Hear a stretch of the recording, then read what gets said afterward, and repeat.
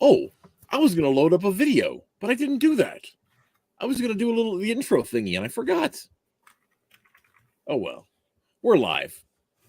We're gonna keep this informal for a topic that I decided to discuss a day and a half ago, and I don't think I told anyone about it until like 24 hours ago. Surprise! We're going to talk about about the theory of language. That's gonna be a fun one. So, oh my goodness, I think so. Yeah, it's okay. I was guys playing the new Pokemon and I just passed my language exam, so that's got to count for something. All right, in Pokemon. Yeah, for some reason they have midterms and finals in Pokemon because it's all like school themed. So Interesting. I just got the last of my midterm grades finally, and they all came out okay. Hey, congrats! Not great, but okay. It's better than awful. So. Oh yeah, things were looking really rough about a week and a half ago. I'll tell you what. But yeah, so hey, how's everybody's week going? Twitless, how you doing, man? I am ready for Thanksgiving. Thanksgiving is my favorite holiday. Hot take: Christmas is better than Thanksgiving is better than Christmas in my opinion. I will die on that hill. So yeah, I love Thanksgiving. So that's why I'm super excited about it. It's just the best holiday. Any big Thanksgiving Day plans? I'm gonna eat. So this is why I love Thanksgiving, because Thanksgiving is, in my opinion, the best parts of what a holiday should be, without all of the overloaded expectations and problems that unfortunately Christmas has become. Christmas has been so over commercialized, and I remember going through a couple. Oh, got Jay Dollar in chat. How's it going, buddy? He says you're his favorite. Yeah. He's being 100% sincere there. Hey, Dave. No, what I was going to say is I remember having some really weird conflicting feelings on a couple of Christmases where I went, okay, I felt deflated. You know what I mean? It was just I had all these expectations. And even when I got good presents, I always felt a little sinking disappointment. And I was like, I'm feeling disappointment, even though I got a bunch of good things, which made me feel dirty. So I just had all these really weird conflicting feelings about it. And, Thanksgiving is just a lot of food and family fellowship, and not there's not those weird expectations of you have to have everything decorated this exact way, or you have to have everything, you have to create some sort of perfect postcard. It's just eat until you're, until you're almost sick and have a good time. So I guess I've never really been too concerned about doing things the right way to let it get in my way. Same. That's fair. I'm just saying that just in general, there's a lot of people who have all those expectations and probably stuff around Christmas. I think it is weird how much people I'm not going to say I've never done that, right? But how much people let the stress of specific events, it's got to be I think there's a lot of people that treat Christmas as though they're a bridezilla. But not just Christmas. There's lots of things that are like that, where it's got to be exactly the right way or forget about it, Oh, yeah. So, that's actually why Thanksgiving is it used to be my absolute least favorite holiday. Halloween is starting to take that over. And mostly it's just because everybody I know is slowly turning Halloween into Christmas. It's like the millennial and younger replacement to over commercializing Christmas. Commercializing Halloween. Yep. But the reason I still always preferred Christmas to Thanksgiving is just specifically the family life. It's been better for the last I think mostly decade. It's been fine. But growing up, Thanksgiving was just a nightmare. It was always just screaming and yelling all the time. I'd either leave the house for most of the day, or I'd lock myself in the room and just watch anime and work on projects and stuff like that. It was the opposite of fellowship.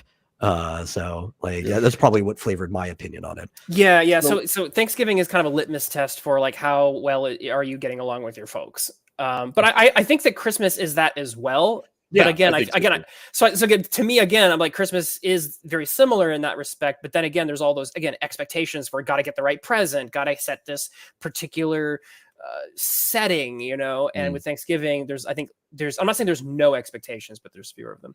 Yeah, just in my household, particularly, the expectations were always heavier on Thanksgiving than Christmas. So Interesting. That's why that like it's flipped in my case. Yeah, I guess. So Thanksgiving for me when I was a child, it was a small child. We lived in Oklahoma, and we got family up here in Nebraska and up in Wyoming, and so pretty much the only time I got to see that side of the family was in pretty usually was Thanksgiving, and we drive up to Uncle Bob's place in Gothenburg, and he had a double wide plus it's a double wide trailer plus some, and all of the cousins would just pile up on the floor, and we'd sleep all on the floor, and then roll our knapsacks up and play Clue and play games and eat pie, and it was always real special for me at Thanksgiving time.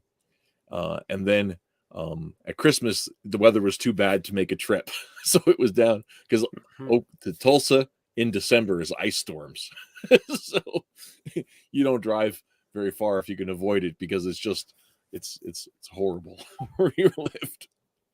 So anyway, so I love Thanksgiving. So I also have another sneaky reason for loving Thanksgiving, which is the fact that my birthday often falls either right before, right after, or literally on Thanksgiving Day, which has happened before. So I have a very special connection to Thanksgiving. Yeah, you brought that up before, and that's fair. Yeah. So I sometimes get to tell my family, give thanks for me, which doesn't inflate my ego at all. Yeah, which you'd think would make me like Christmas less, because I have a December birthday, and a lot of times you get like slightly shafted when your birthday gets closer to Christmas. But yeah, my sister was the baby. Her birthday is Christmas, and she never got the short shrift, because I was nice for her. Christmas morning was for the family, and then Christmas afternoon was Mary's birthday party. And so if the family could make it to Mary's party, then they would. And otherwise there'd be other additional parties. Plus Mary's friends party would be the weekend after school let out before Christmas started, kind of a thing. So it's a whole thing. Flying saucer, people stressing out, trying to make it look like a Rockwell painting. I think that's part of it. I think a lot of people try to make Christmas look like a Thomas Kincaid painting. So, well, there's no people in Kincaid paintings, so just the aesthetic.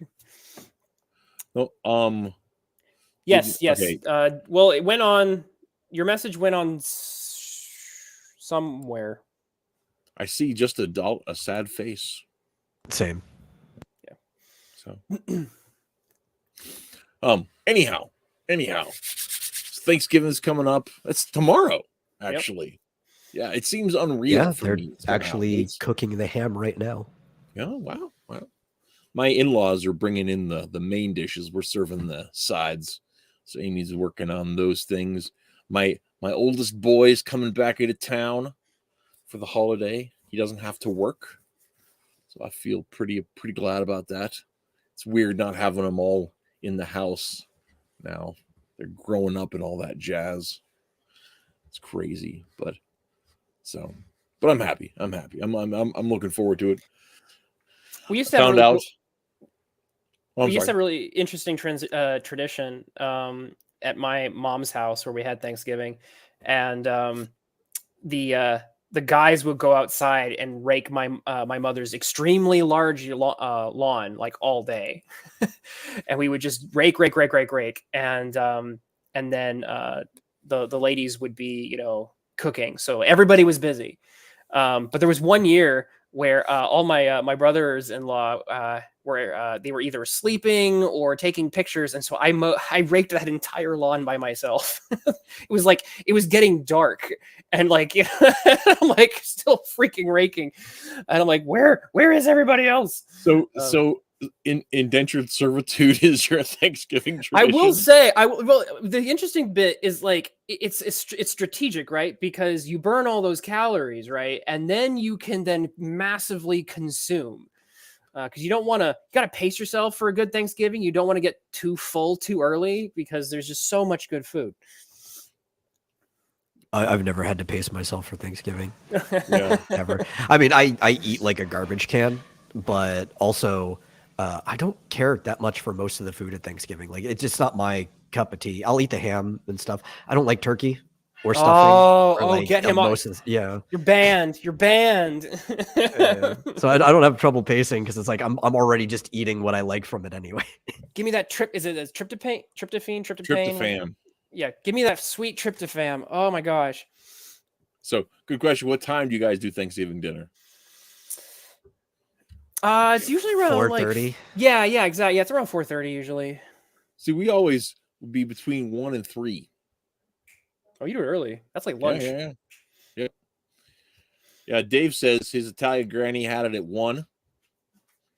Jay Dollar Sign there says mid-afternoon, early evening. Thanksgiving is the way. See, we'd always have it middle of the day, and then you can have your first leftover meal if you're still hungry when you're watching Smart movies planning. once everybody's like tired out from board games, or if it's been too cold to play outside, whatever. Then you can have your first leftover meal in the evening and kind of mill around. So I was gonna say, like, 'cause you're out west, so like, what does it get dark around like 3 p.m.? This time of year starts getting dark about 4 right now. Oh, okay, yeah. Yeah, so we still have until like being more southern. We still have until like 6 o'clock even in the winter. So we're eating just before sunset at like around 4:30 ish. So, but yeah, I'm all about 2 p.m. to 11 p.m. Is that one meal, flying saucer? Is that starting at 2, 9 and hours. ending at 11? I just set up the Chinese buffet. That's the whole Thanksgiving dinner. You get to it when you Well, get and to actually, that will sometimes be the ticket too. Then right after dinner, you slice up the rest of the turkey and you put that in the fridge, and everything else just have it as a snack as you go. So I'm just waiting for the pies. That's what I want. I just want the pie. So this was not the intended theme of the night's show, but how many pies did you guys put together when you were growing up? Was it like a pie-a-palooza, or you guys pie people? What would you have? I wish. No, I'm one of the few people that like really get into pie in my family. So like we'll usually have like 1 or 2. That's enough for everybody because like I'll devour the berry pie or whatever. But no, we're not. As a family, we're not huge on pie. They prefer cake on average. Weird. Yeah, no, we do all the fruit pies, apple pies. We had the cream pies, chocolate cream pie or lemon meringue pie. Man, all the pies, man. I just don't like pumpkin pie. That's like the big one, but anything else, I'll touch it. I tell you what. So my wife, she hasn't for a couple of years because we haven't grown pumpkins since I went back to school. I just something had to give, and it was the garden, right? So hopefully, if I graduate this spring, all goes according to plan, I'll plant a victory garden for finishing my bachelor's degree. But anyway, my wife makes the best pumpkin, like fresh pumpkin pies I've ever had anywhere. I don't know where she found the recipe or how she pulls it off, but it's so good. So yeah, my wife makes. I haven't had one of those in like 3 years. Oh, you looking forward to it then? We haven't grown any pumpkins, so I'm excited. I'm excited to grow some pumpkins this year for some pumpkin pie. We have so there's a lot of apple orchards around where we live, and so they have so they specialize not just in like an apple. So we get something that is very difficult to get your hands on actually, but is much easier to get if you are near apple orchards, which is unpasteurized apple cider. Apple cider, it's literally just apple into a jug. Mm-hmm. That's good. It is because like there's it's not, apple juice is garbage, and even just regular cider that you get, it's okay. But when you get like the pure, unadulterated, quintessential stuff, it's like liquid gold. So that's something we can get around where I'm at, which is very special. And so we also get apple cider donuts, which are just holy cow.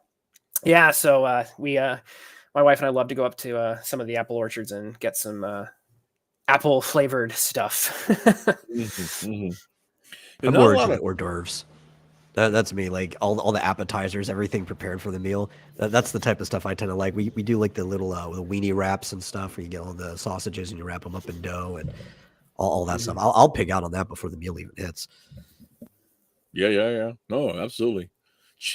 My mom always used to make Chex Mix when we were little too. Yeah. That was like one of the Yeah, go-tos. that's It was my dad's like favorite like snack. So it was a big deal at holidays because mom would make like an arm full of it for the whole family, all the cousins and aunts and uncles.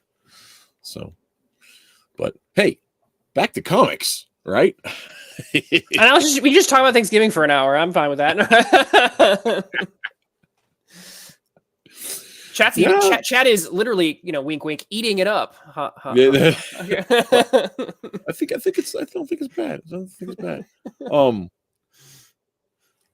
Dave, I'm gonna put this up here. The last Thanksgiving comment that I see: women just hang out in the kitchen and clean up, while many either watch football or hang out in the garage. So, yeah, it's fair. I'm in the garage right now. We used to watch the Macy's Thanksgiving Day Parade. That was another big thing we used to do on Thanksgiving. Yeah. When the kids were little, they used to really like that. But I used to point, oh, look, there's the Sonic the Hedgehog balloon. No one knows who Sonic the Hedgehog is, so I can't say that anymore because like he's been in 2 major films and everybody knows who Sonic is now. So yeah. The Pokemon balloons. There's Jigglypuff floating by. Do they have Jigglypuff now? I remember when they had Pikachu. Yeah, this is mostly Pikachu, but Jigglypuff's been known enough that they'll swap in and stuff like that. Oh, that reminds me. There was that one year that Rick Astley rickrolled the parade, which was absolutely hilarious. Oh, I hadn't ever heard of that. Yeah. It was like a parade float, and it was like it might have been Foster's Home for Imaginary Friends, and so it was just like, let me tell you about my best friend. It was just this very goofy sort of like kid song. You were just kind of like tuning out the minute you heard it, and then they did record scratch, and then suddenly it was it was Rick Astley, Rick rolling, and he did his. it was Never really Gonna funny. Give You Up, yeah. Yeah, he did. Yeah, he did the Never Gonna Give You Up, and it was just it was. I just remember just like it was great. That is absolutely amazing. There was a Goku balloon when the Dragon Ball Super Broly movie came out. It was Super Saiyan Blue Goku. Oh.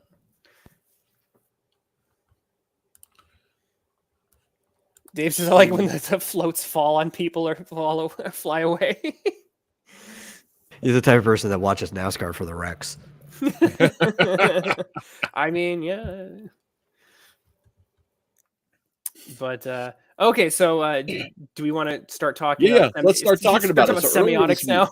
Yeah. So earlier this week, here we've had this really fun and wholesome conversation about Thanksgiving and how everyone's doing and how wonderful it is to eat pie next to your family. Now we're going to discuss something that will bore you all to tears. And now for something completely different.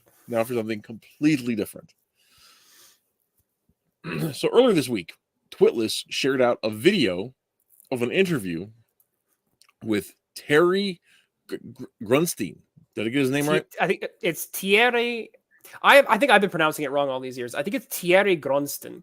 I think that was the way the interviewer said it, and he didn't correct her. So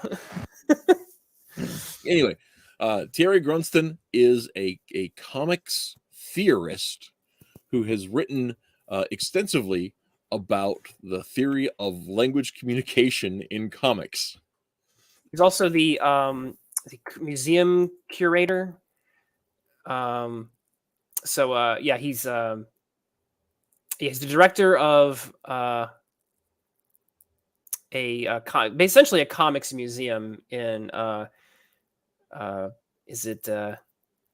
it's southwestern France. He's Franco-Belgian. He's Belgian, I believe. Okay. That would make sense. Because he's got a very Germanic name.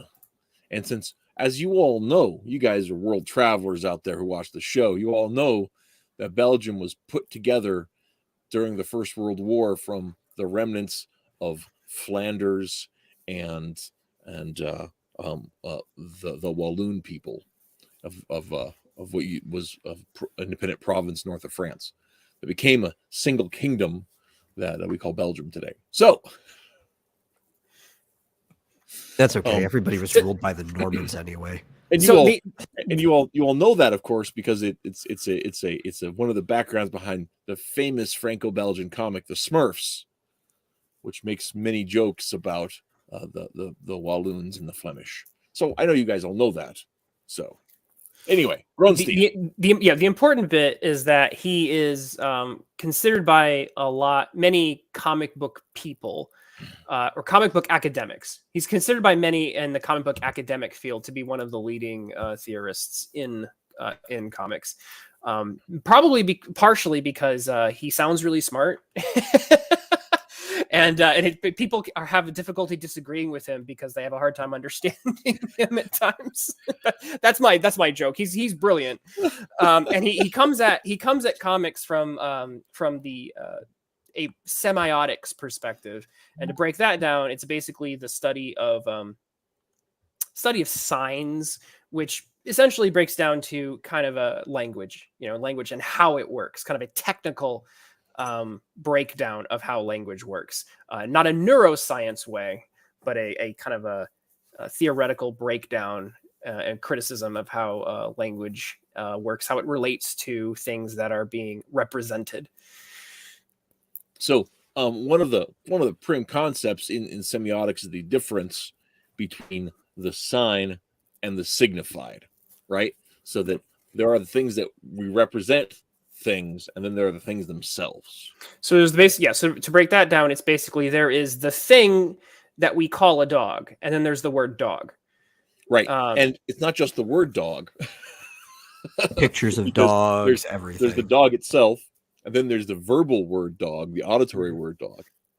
And then there is the our understanding of the word dog, and then there's the written word dog, which are all different things that are the same thing, even though they're not the same thing. Yes, this was modeled after the Platonic study of abstracts. It actually follows the same exact tree as Plato's structure. Yeah. So when we're looking at semiotics, that's all part of that whole kind of thing. And so Twillis has shared this video, and he's been talking my ear off about this Grunstein guy for about a year and a half. And I haven't had the chance to look into it at all. But I said, oh, look, it's a 30-minute YouTube video. I can watch that. And it was amazing. I dug that video so much. Hello, Mrs. H. Hello, Hiroshi Paradox. Hello, Eloise, the viewer. I dug the video so much, I said, we need to talk about this on the show. And Twitlis said, okay. Yeah. Hero brings up the fact that so the graphic design department at my old college has a semiotic sign and symbol class as part of the major, and McLeod is one of the textbooks. I'm assuming, that would be understanding comics. And so I'll tell a story here about when I was first kind of studying comics and how I was really wowed by McLeod. And it's a good book. We were just talking about this before the stream, but I made the mistake of telling Craig Fisher, who's also a researcher in comics, and I was like, oh, well, just offhandedly, in my infinite ignorance. Oh, McLeod is the be all. He's the beginning. He's the be all end all of the comics theory. And there are people who do think that. I'm not the only one. And he kind of did this little chuckle, and he said, "Oh no, McLeod is the beginning of the conversation. He is the doorway into like this whole infinite hallway of conversations about comics." And he was 100% right. And Grunstein was one of the many doors, and one of the more important doors that's been released in the past 20 some odd years. That has really helped elevate comics in academia as being something that's worthy of study on its own terms, worthy of studying as its own unique signifier, a signifying system. And his Grunstein's big book that he wrote, it's like La Bande Dessinée, it's in French. It's like Le Système de Bande Dessinée, which translated basically means the system of comics. Now in France, they don't call it comics. The bande dessinée is banded strips, which is basically referring to comics as strips. What's interesting to note here is that just the term that the French have for comics instantly communicates or signifies something very different than our term does. So the and French, that's really interesting too, because like and not to totally interrupt, but sure. like that's true for like manga as well, right? In Japan, which is a reused, discarded term from the Japanese language that they'd kind of not stopped using, and then when they started making comics, they're like, well, we're gonna pull this word out of our hat that people sort of remember, and we'll call them this. Right. Yeah. So, but what's interesting is that the term that the French use is a term that's more focused on structure. And so it makes sense that the French, including Gronston, would think about comics very structurally. Yeah, it's and, closer you know, to sequential art as a term. Sure. Although Grunston does not use that term himself, but yeah, I that is fair to say. What's interesting is, like I said, our term is very much influenced by our own history with the medium, because the comic book came from the comic strip, and basically the first comic book was just a bunch of collections of comic strips, and it's all informed by American publishing history, and we basically settled on the word comics because of what they evolved out of for us. The problem that we've run into for decades is the word comic and comics plural creates a host of issues when you try to discuss them in an academic or in really any context, right? Because if the word comic means funny. It often can also refer to, as a noun, the stand-up comedian, the person who stands up and is a comic. And so it also refers to comic books. Plural of comic books would be comics. And then all of that ends up having a lot of connotations or associations with children. And so in order to even distance away from that, the term graphic novel was invented, which created as many problems as it solved. And so the history of our own I word, honestly don't think it solved any problems, but that's a whole thing. It helped. It addressed the problem of you should take this seriously now, at least in the minds of certain people. In the minds of certain people that read the New Yorker magazine, which is full of comics anyway. Yes, I'm just right. Yeah, I'm just in the minds of some people, the term graphic novel was it allowed Watchmen to sit on the same shelf as a Pulitzer, or Mouse could sit alongside. Which is crazy because it's not even a graphic novel. It's a trade paperback. Come on, people. Well, the term like sequential art as the overall thing. Like I know it gets into troubles later once animation comes out, but we have a specific term for that. I think sequential art just works well for what we call comics. Yeah, and I think the one thing that, and this is actually something in the Gronstein interview where he actually talks about that he's on the side, and I don't bring this up to bolster my own perspective, but we are closer on the same term where people that read comics, whether they're newspaper strips, whether they're comic books or they're web comics, we all know what comics are, and so we already have an embedded language with more than 100 years of tradition behind it. So why not just use it? And not fight about the term. Just right. So the thing there, and this is the one point that I will intervene on Grunston, was the point that I was just making, is that Grunston's term, when he talks about comics, he's always thinking of bande dessinée. And so for him, his term is, like I said, much closer to structure, which probably makes it a little bit easier to discuss without having the weight of, because bande dessinée, banded strips, does not have the same connotation of children's thing. And in America, like I said, that's what it evolved out of. I'm not blaming the term, but because of how that term evolved here, it ended up getting saddled. Hiroshi brings this point up in chat excellently. I heard someone put it that comics is burdened with terrible nomenclature because we have all these imprecise terms that add weird connotations. Exactly. The big difference, like I said, that I've been trying to highlight here, the French term, the word, leads them to focus more on structure. And our American term is saddled with genre expectations and saddled with our own history. And so that's just kind of how a lot of people in America think about comics. They think about children's work. They think about superheroes. They think about, like, again, our own American publishing history as being the history of comics. And like I said, the French way is a little bit more focused on what are these things and how do they work. Honestly, I think part of I think part of our discussion of comics and the especially being saddled with the genre stuff is pretty new, really. If you look at books about comics history that were published, even 20 years ago, there were a lot of them going back to the newspapers, strips, a lot of them going back to the King features, a lot of them going back to those. David Kunzel has a really important book where he goes over the history of the comic strip. Yeah, but I mean, like, I think, but you look at any work where you're looking at the Phantom and I'm going to forget the guy's name, Terry and the Pirates and Blondie and the Addams Family all together, you're already like in 4 different genres, just rattling stuff off my head.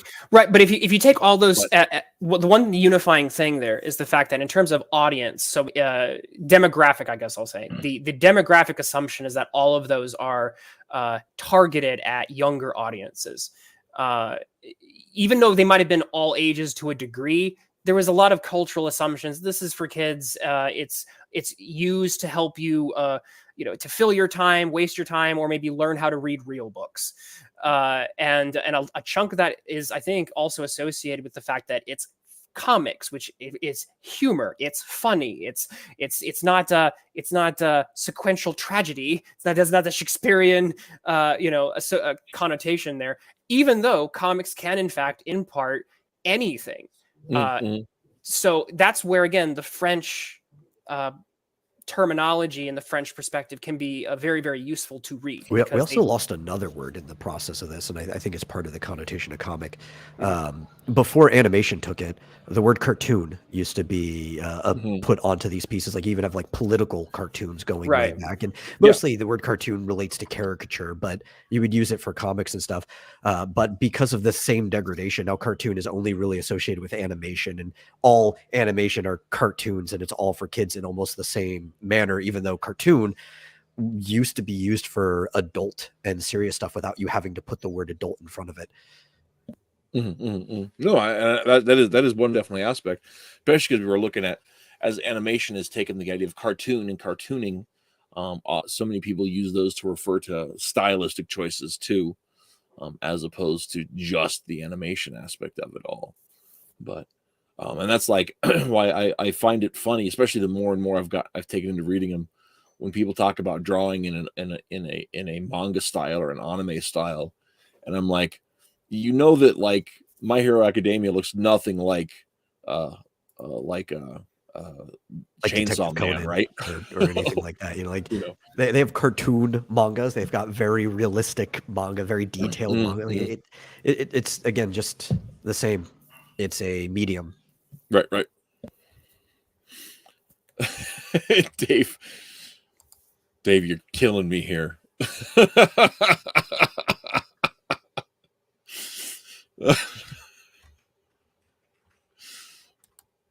No, that's a good point. And again, that's kind of one of the major points where that's being good, a very succinct way of addressing kind of what we've been talking about. But Gronston also is very interesting because he represents a very interesting approach to the academic classification of what these things are. And he's not the final word on it, but he has been one of the major words on it for a while, at least when it comes to structure. So McLeod, like I said, is good at starting this conversation. And you know what? For visual aid, let me actually pull up McLeod's definition, because it's helpful to kind of discuss. So give me a second. Let me pull up McLeod's definition. So a chunk of this conversation that Gronston is kind of having is kind of what is a comic? How do we discuss these things? What terminology do we use? How do we think about them? How would we theorize them? Right? We obviously know when we look at them, we know we're looking at a comic book. But if you try to describe it for someone else, how do you classify that? And obviously, Scott McCloud, has a very well-known approach to that. But there's more to be said. So give me a second. Let me pull up here. And even on this panel, there's some differing opinions on McCloud's contributions to the field. Here we go. Gotcha. All right. So I got, let me share my screen here. Thank you. Yada, yada. Here we go. Let me see if I can zoom in a bit. So McCloud essentially focuses on comics as being, and he's pulling a lot from Will Eisner, and he's kind of like doing it a little bit more academically than Eisner does. But essentially, the idea is the fact that the theorists and I call them practitioner theorists because Eisner and McCloud are people who make comics themselves, and that's one thing I do respect about them is the fact they're able to illustrate their concepts. And this is one of the reasons why I don't like when people get too much into the theoretical headspace. It's like the same with physics. You start losing the empiricism of the practice, and you start doing things like, "Oh, I mean, that sounds good on paper, but have you tried to see if it actually works?" Exactly. So what's really good about McCloud, and this is one of the reasons why McCloud. I read an article or a chapter that discussed the fact that McCloud's book, Understanding Comics, is one of the most widely assigned books in higher education. Even if it's not in a comic book class, it's just assigned all the time. And one of the reasons why is because of how accessible it is. As McCloud illustrates his concepts very well, and he makes it very easy for you to kind of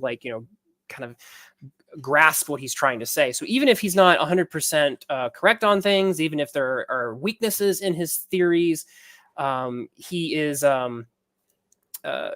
just so good at putting his theories on paper and doing it in a conversational way.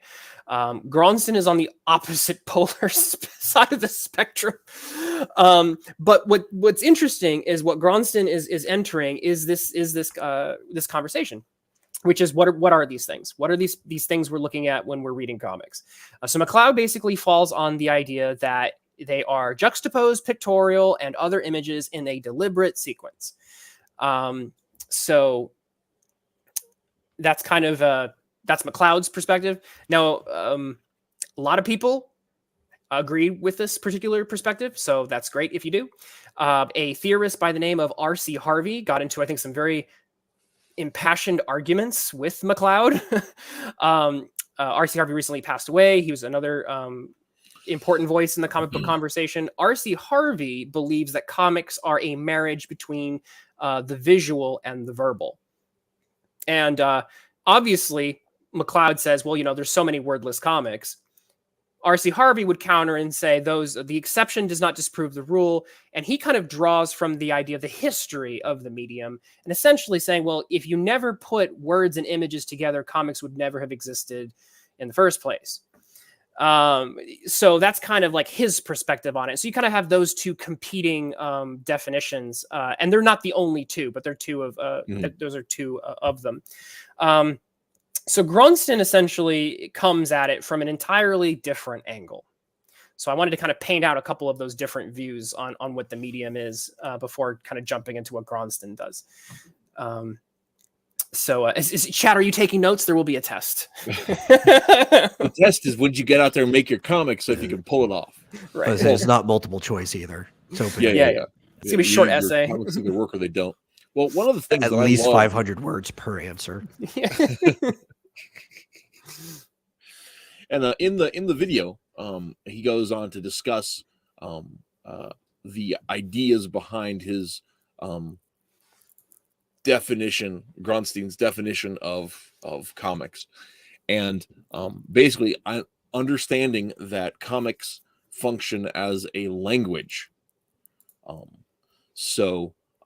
that uses images in a way that transmits meaning in the same way we use, or in analogous ways to the way we use words. And so nonverbal comics work because we are still engaging in the same type of a message transmission that we would using words, only we're using images to do that. Which actually butts into one of the big problems that I had with some of McLeod's theories on understanding comics, because McLeod draws this arbitrary line between abstraction and representation when those are actually synonyms. they're not exactly the same, just like, wet and moist aren't exactly the same, but they're similar concepts. I don't think that negates the point he's making about the fact that they're communicating in different, because the big point that people that Charles Hatfield brings up is the difference between images and verbal being the difference between perceived and received information. And so Hatfield says that McLeod's point is that the text that you read is received information, I think, because you have to translate it. You have to learn how to read words, whereas pictures are automatic. Whereas Perry Nodelman and other theorists have kind of pointed out, well, that's not exactly true. You still have to learn how to code translate what an image is. You still have to learn. There's still a kind of language kind of thing going on with a visual. That being said, it doesn't completely negate McLeod's point, because those things are operating in different ways. They don't operate in the exact same way. Right, so right. And that even with that doesn't argue too much with what Grunstein said in the video, because he specifically was talking in the interview, specifically talking about parallel ways, not necessarily identical ways. And so I think that's a big factor. I'll say this: McLeod tends to do McLeod's theories tend to McLeod tends to stretch. So he has he'll have a good core of an idea, and he says this. He says, "I'm going to stretch this idea as far as it will go." And the further he stretches it, the more it starts to lose its ability to really be convincing. And so when he stretches, the matter is he stretches it farther than it can go. Yeah, no, that's what I'm saying. It's eventually, and he does this a lot. And that's, as a theorist, it's actually fine to do that, because you, as a way to test your ideas, you want to go, okay, here's my idea. Let's see how far it goes. And it's well, here's as far as it goes. When does it break? Yeah, exactly. But that's very McLeodian. And so I actually don't hold that against him, but it's very clear where you can point and say, well, here's the line. Here's where your theory went too far. Yeah, and I agree too. I think you do have to pull theories to the point in which they break, so you can come back and remodel your theory. Because from almost a scientific aspect, which if you're working in theoretical work, you do have to treat it like it's scientific. That's the closest thing you can really do to running an experiment, is finding where your initial idea actually breaks, and that's where you kind of disprove it and come back and rework, and you mess around until you have something stable that models it. And he invites that in his first chapter. He says, come at me. But Flying Saucer said, so the first comics were on cave walls. McLeod actually brings that up. So yes, and that may or may not be true, though. I talked about that. There's some, especially recent evidence to some dwellings that were found that are more intact, that it seems that cave paintings are almost always found around where fires are lit, and there's other structures around that they may have been more just visual aids to recited stories and shadow plays, that's fair. Casting shadows on the wall and stuff. You can still argue maybe they still function like a comic in that regard, but unless you were already familiar with the story, they don't tell it very well. So I mean, it's still arguable either way. So McLeod would two things. McLeod I think does bring up cave paintings as an example. So Flying Saucer, you're right on the money for what McLeod is saying. The second point is that McLeod definitely sees film and comics as separate things, is functioning very separately. Essentially, it's I think static images essentially being put in front of you. and in film is one image being played and then being replaced essentially in front of your face. You don't see them as static images. It's anima, which is where animation comes from. So I think that's a fair distinction for him to make. So yeah. Hey Edming, good to see you. Hey Mrs. H. I think that is the no, that does look no, like that is the tee hee is the pickle sign. That's our she talking about signs and signifiers. We have our little language over here. This little language from Mrs. H here. She's programmed us to like Pavlov.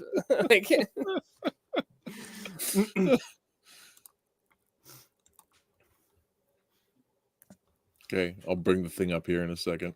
So as you're pulling that up, we can now make the break from now that we talked about McLeod's theory, which is sequential art, okay, and then R.C. Harvey, which is art plus image. Grunson basically says, "I'm not even going to define this, y'all." Oh, we have ourselves a French pickle. No, I like the action lines. It's great. I love how he's still crying too. Behind his mustache. Yeah. It's amazing. C'est très dommage. Pourquoi? I have no idea if I pronounced any of that correctly. I don't really know French. I read a translation of it's definitely Gronston. pronounced pourquoi. That's how you would say why. Why? Pourquoi? So where Gronston is coming at it is he's basically saying he has a chapter called The Impossible Definition, where he says it's kind of impossible to define what comics are 100%. And in fact, trying to define them runs into as many problems as it tries to solve. So Gronston tries to come at it from a very different angle, and he tries to articulate a language of how comics speak without necessarily saying this is exactly what comics are. That's a bit of a tricky pickle right there, because in a way you sort of have to kind of define what they are in order to say how they speak. And so he ends up elliptically kind of coming around and sort of defining them as close as he can without saying, I am, in fact, defining them. Well, I think because you have to break some difference between, say, like a children's book where there are an image on every single page telling a story with some words on it versus like actual sequential art of some degree. And he also wants to leave open the idea that there are artistic installations that make use of comics that aren't necessarily something that you would associate as a comic if you're limiting it to the more other kinds of more stringent definitions. So a comic can be a comic if it's a because like what's his name? Oh my goodness, comic sequential art, Eisner.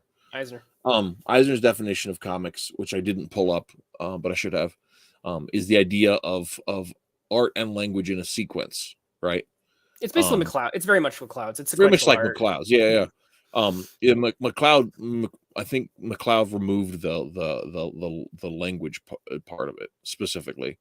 But I mean, one of that things has to do is like, so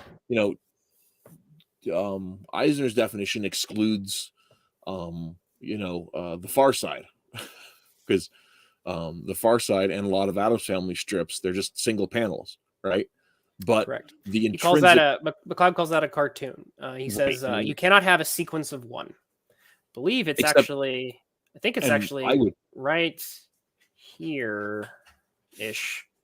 And I would argue with that, because especially in the case of Larson and Addams, because those guys were fully capable of giving you a middle panel in a sequence, and your brain constructs panel 1 and panel 3 just because of how pregnant those single panels are. I would argue with that particular point, because in terms of like the comic itself is only what is on the page. What going on in your head is going more into the neuroscience aspect of it. Right. But once again, I mean, like okay, speaking, if we're going to reflect on this, remember that in understanding comics, McLeod spends an entire chapter like begging the issue of closure. Can you, while ignoring? Well, okay, so I was hoping to not bring up Postama, but okay, so there's another theorist who essentially says that all y'all are wrong. And she says, and what I like about Postama is she's one of the few theorists who tries to bridge the gap. It's literally shit. That's her theory is gaps. She tries to bridge the gap between cartoons and comics, or part of what her work does. And her theory is that the heart of comics as a language, because she borrows a little bit from Gronston, but then breaks with him in some certain ways. And in her view, comics are reconciling gaps. It's where you have two different elements. So her definition is a little more fluid than R.C. Harvey. So she's like, your brain has to make sense of gaps in reconciling an image based kind of communication system, and it is the reconciling of gaps that allows you to. That's what comics are.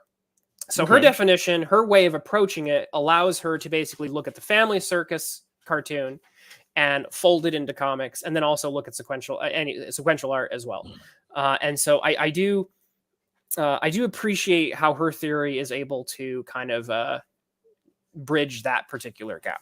But that's what she focuses on. It is gaps. It's gap theory. So gaps are important in even just spoken language, right? Now, not everybody agrees with it, but there's also the theory of null words, where there are like implied meanings that come from your culture, which forms a language that other languages may not have. And there's even people who go through and they try to find what the null letters and like words and stuff are in other languages. And there's people that are like, oh, this stuff doesn't really exist. And there's a whole contention on that. But there's all kinds of just implied meaning in all kinds of language that you may miss out on. And I think that applies to like the gutters of comics too. No, I actually think that makes a lot of sense, and I think it's known that high context language cultures. I mean, you even look at works being written in the Victorian era, the early print press days in Britain, and how much like if you don't have a good understanding of the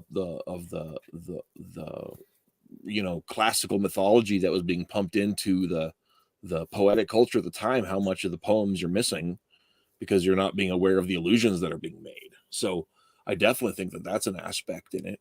And I think that some of the conventions that we have in comics, as far as how we use things like Emanata, how we use referentials to other works, even cover homages are used to tie into some of those kind of high context ideas.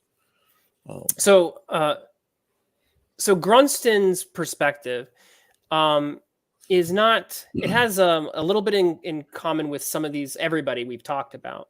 But like I said, at the end of the day, he's trying not to articulate a definition. What he's trying to do is articulate a system, which is why his book is called The System of Comics, as opposed to the definition or, exactly what they are.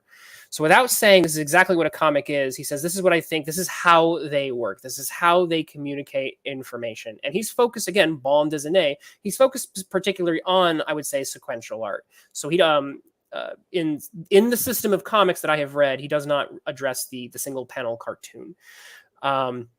Although he's definitely, I'm sure he may in another work of his. And I'll definitely come and mention it to you guys when I find it. But in the piece that the video is addressing, he's talking more about traditional comics as we kind of understand them.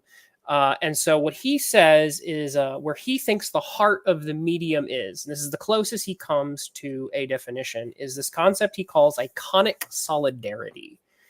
Iconic solidarity, and what that means is that the important aspect of comics is the relationships, plural, the relationships between panel units, in the fact that they are simultaneously independent of each other and also dependent on each other, which means they are interdependent on each other. Every time you read a panel, that panel that you're reading at the moment is the most important panel. It has meaning, it has importance and significance, but that meaning is just as important as every other panel, and every other panel is just as important as the one you were reading at the time. In totality, the entire page is made up of all of those units of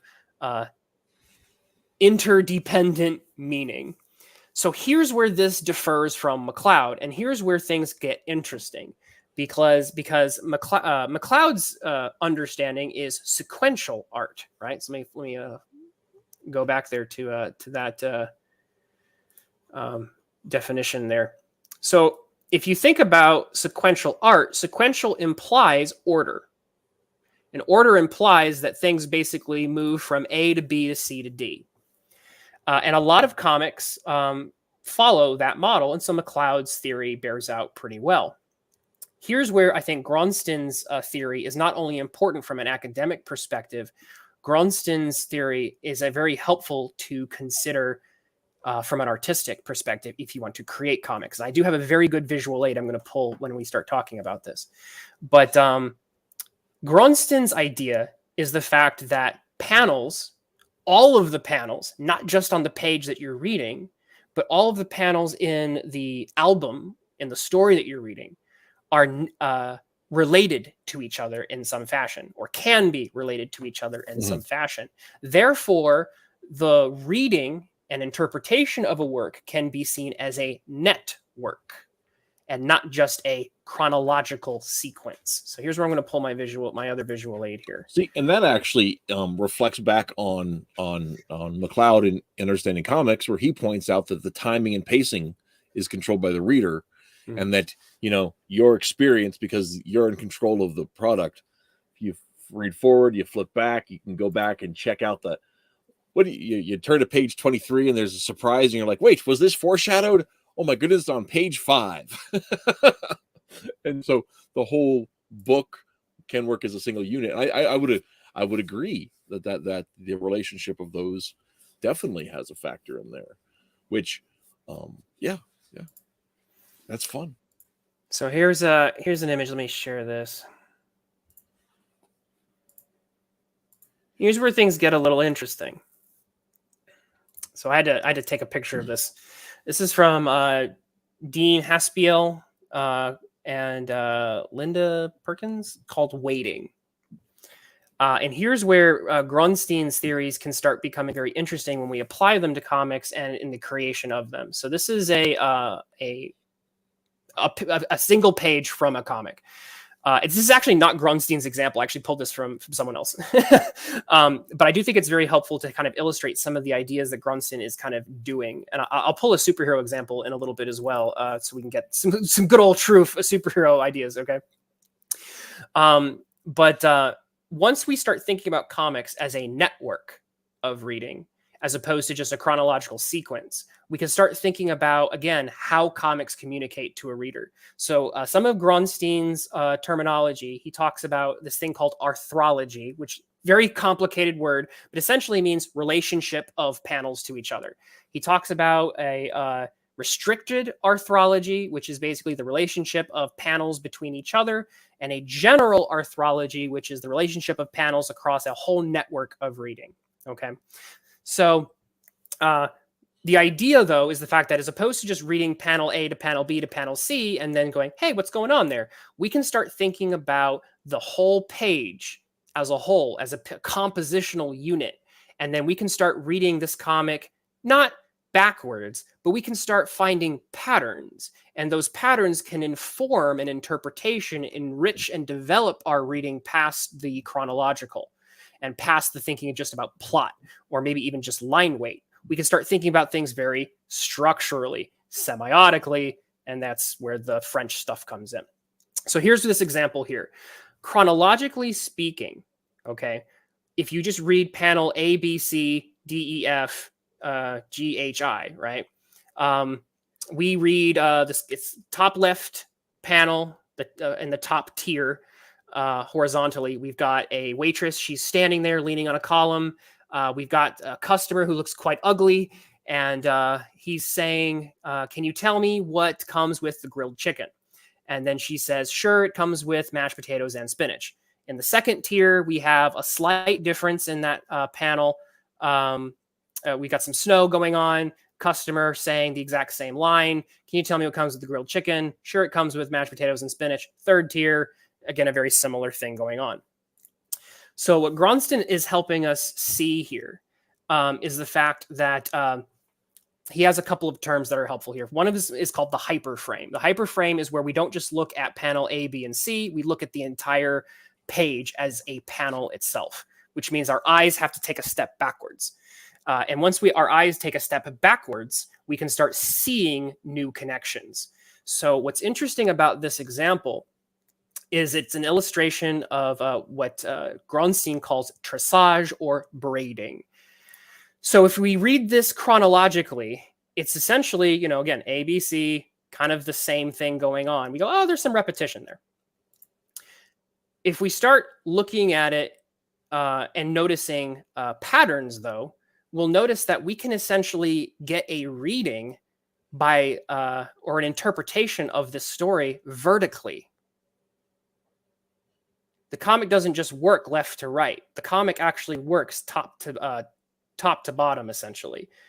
And and what we're noticing here is we're noticing the elements of what we call a series or relationships between images placed on top of a sequence. And so in the left-hand vertical tier, we've got the top panel is a little bit, we've got woman leaning on the column, snow, woman leaning on a column. And so there's a little bit of variance. The middle tier is repetition of text, different faces. And then the tier on the right is essentially photocopied. It's the exact same panel repeated with, I think, a ever slight zoom. And so what we can do now is kind of deepen our reading of this entire sequence by noticing how these things can be, how these panels relate to each other, not just ABC.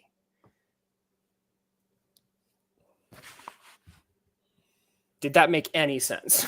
Yeah. Yes, Okay, you could break okay. this down in a film way too, right? Mhm. Because you could do the same thing where you could either shoot a whole bunch of customers talking to a cashier, and then the cashier maybe getting miffed at the customers, and then them storming off in the order that it happened. You could also shoot it to where you have each of the customers' interaction first, then all of the cashiers' interactions in a row, and then all of them responding to that response in a row, and your brain would still put it together in the same order that it happened. Yeah.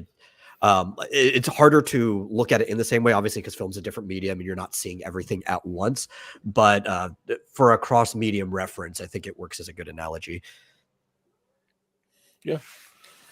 And one thing, and kind of related to this topic, is Jim Tooner says there used to be a game where panels in a random 1970s Jack Kirby comic were rearranged randomly, and it was usually possible to make it into a story. The order didn't matter.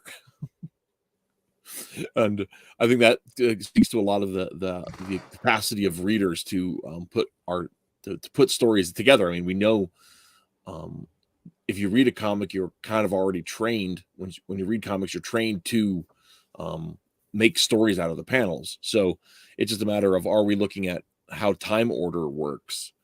And I think non-sequential storytelling, we still put them together in a sequence once we get to that point, and by not necessarily being presented with a sequence, or by being presented with things out of sequence, when you do the sequencing, it invests you into the story.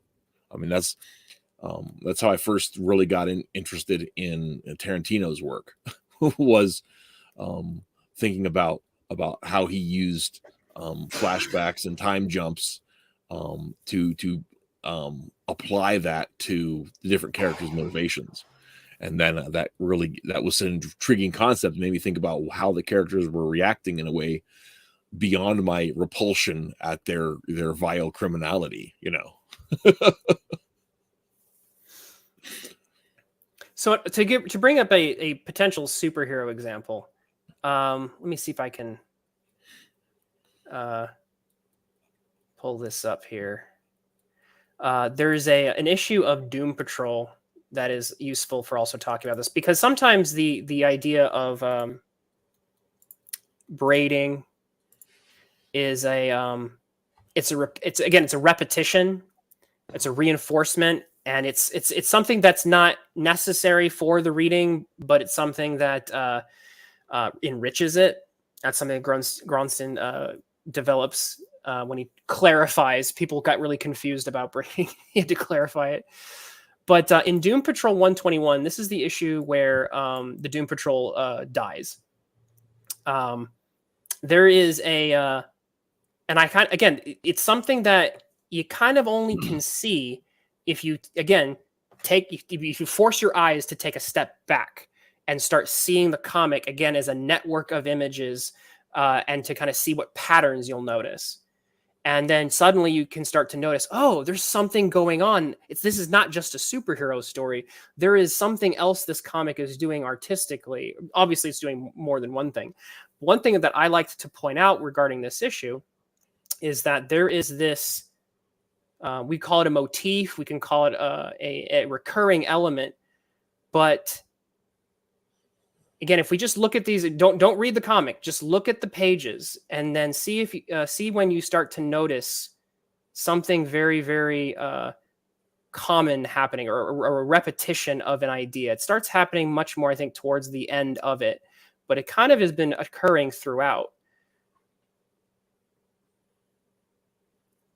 But one thing you can start to notice, I'll pull this page here. I think this is a good example.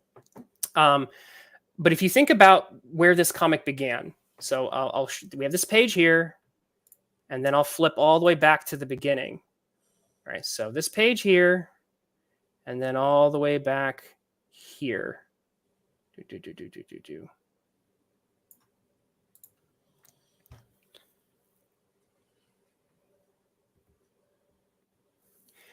So again, don't look at the individual panels. Take a step back. Okay. If we look at the page as a whole in those two pages back to back, what things maybe stand out there? Because one thing that stood out to me is the idea of the eyes. This comic is looking back at you, which ties in with the idea that the very beginning of the story is the creators metatextually saying, only you can save the Doom Patrol. And you even have the sort of Uncle Sam guy kind of pointing at you. Hey, you got to save the Doom Patrol. But recurring throughout the comic, and especially I think reinforced towards the end, is this idea where a lot of the characters, even when they're technically supposed to be looking at other people, kind of seem like they're looking outside of the comic. You know, we have our professor here. He's literally supposed to be looking at the evil Nazi guy.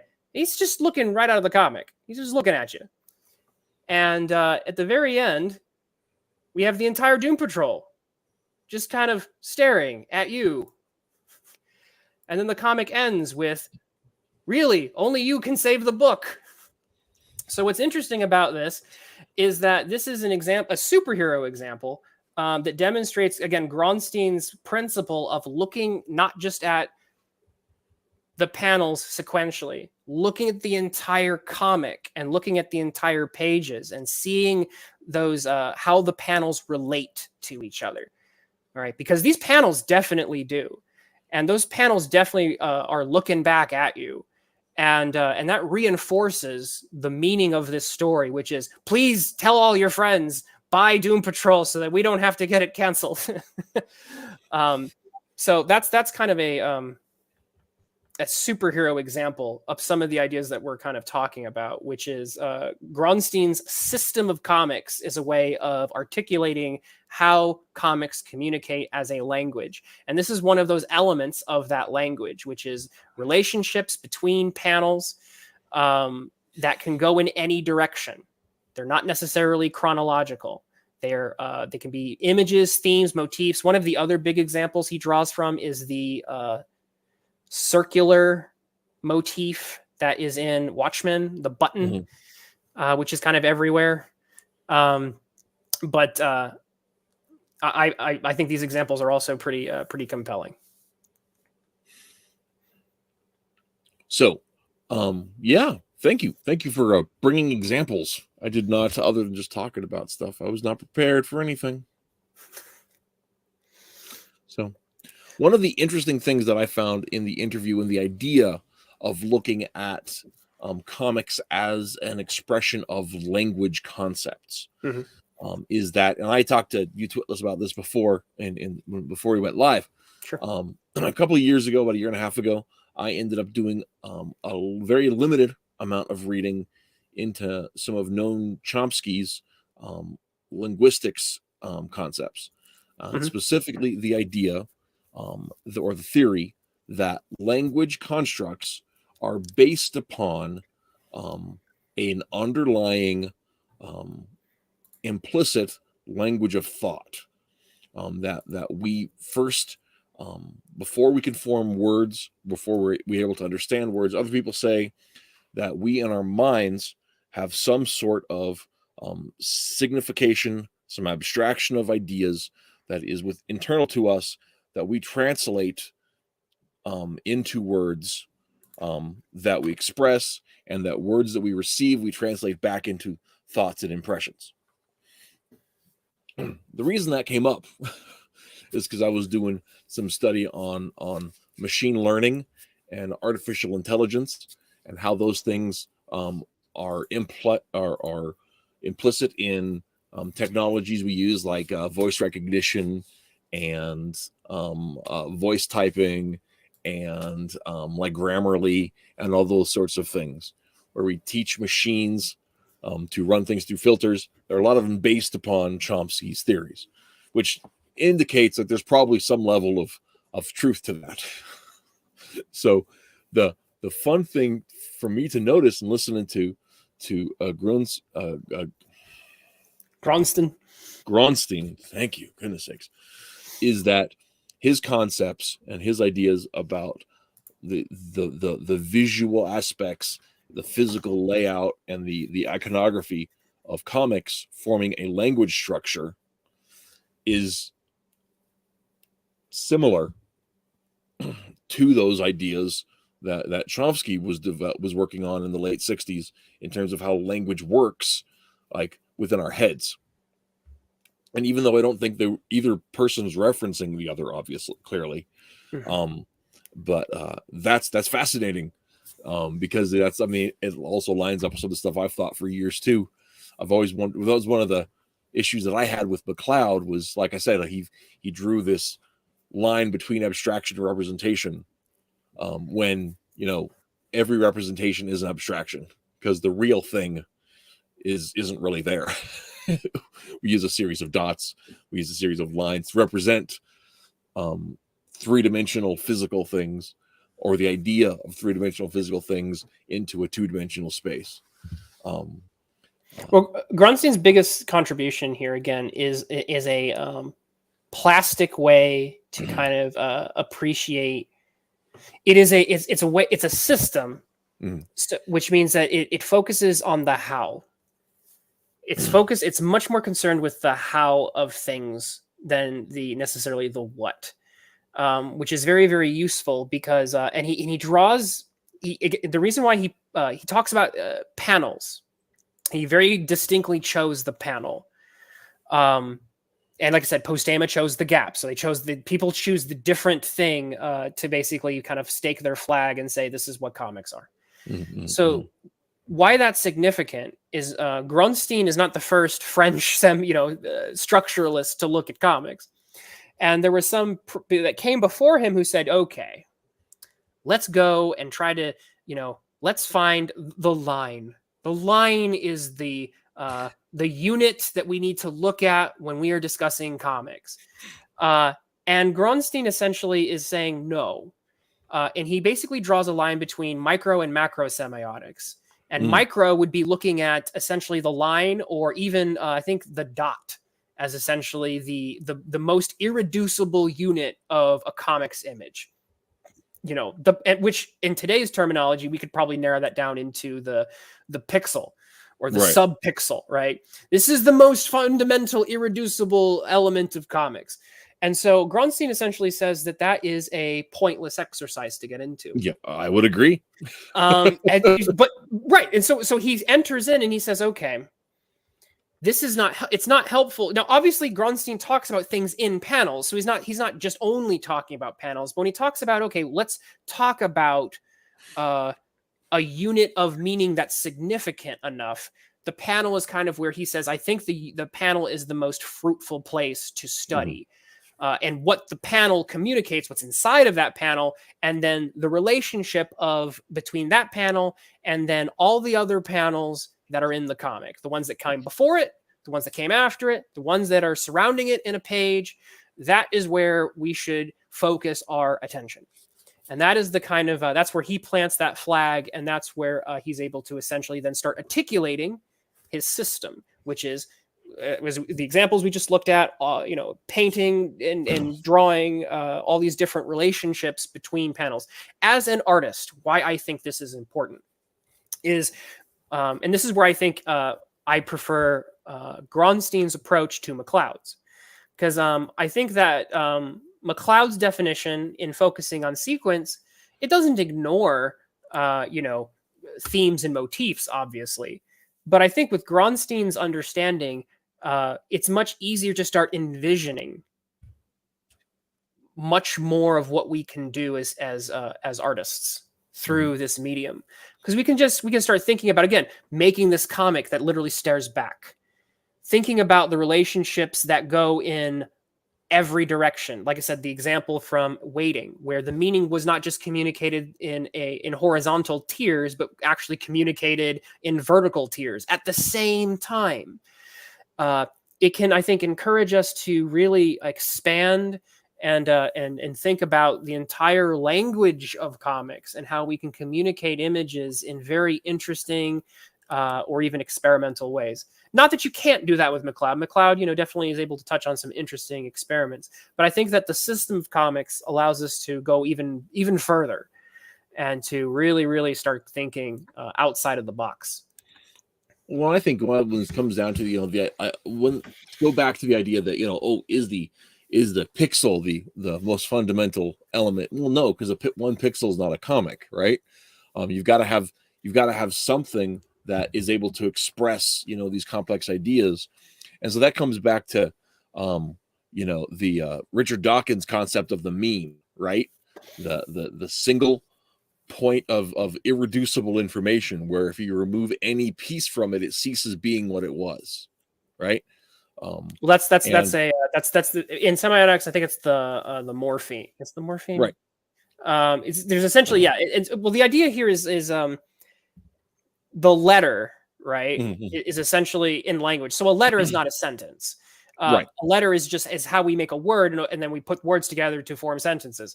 And so what? Right, but I mean the letter, it's the letter, not the stroke. You know what I'm saying?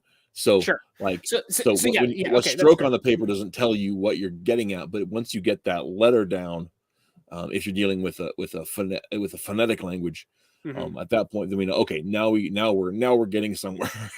Sure, and so essentially, yeah. So what you just mentioned with that's a good analogy with the stroke. We're essentially talking about where some of the structuralists went so far into basically breaking it down into an almost meaningless point. It's like, oh yeah, a dot, a line. Okay, thanks. That doesn't really tell me anything. Like I said, Grunstein decides to look a little bit broader, and like I said, that's where he settles on the panel. And again, it is analogous to think about this in terms of morphemes. So cool. So what did you I just love one thing to point out. I would love to play a little bit of that interview just to even just show them. Let me see if I can find a good spot to play. Because this guy, the reason why I was geeking out so much about this video is the fact that Gronstein is, Franco-Belgian. He speaks, if you look him up, you can see videos of him on YouTube, but they're like all in French. He doesn't really speak English much. And so this was a rare occasion where an interviewer was able to interview him in English, and he was able to communicate in English. And he communicated his ideas pretty well, very accessibly, which if you've read his books, it could be a handful, and it was just so neat. This video came out, I think, 3 weeks ago, so it's very recent. And Yeah. he's just sitting there and he's just kind of talking comics and what? I was amazed. There were less than 50 views when I went to watch that video. I'm no one like, cared. like this guy, which I haven't, I actually have not read his work before, but like the amount of like facts this dude was spitting about comics, to the idea that less than 50 people in the world had watched this thing. I'm just like, oh my goodness. Well, it's I mean, I know it's not everybody's bag, clear, you know, and that's fine. I didn't even hear about him until today. Yeah. Nobody knows outside of comics academia. No one really knows or even cares, and it's a shame. What's interesting, I said he runs a comics museum essentially in France, and so like he's a museum curator slash researcher slash theorist, and like yeah, but I don't think anyone in the whole world, and part of it, let me go back to what BDs means. I don't think anyone in the world takes comics more seriously than France does. Like even the other ones where they respect it, like if you go down to Japan, it's still, they treat it as culture, they treat it as an economy, but they don't necessarily treat it academically over there as much, right? Nobody treats comics the same way that the French do. I think that's probably fair. Because I mean, even like in Italy, where they're pretty big business, they're still kind of gutter business. So, which is, I don't know. I think there's an appeal to that too. That's one of the things that I find is so fascinating on the whole perspective, is that on the one hand, it's just like, and I was talking to number one Marmaduke fan about this. Comics are kind of by their nature a little bit trashy, but that doesn't mean there's not something pristine about them too, right? It's kind of like folk music, right?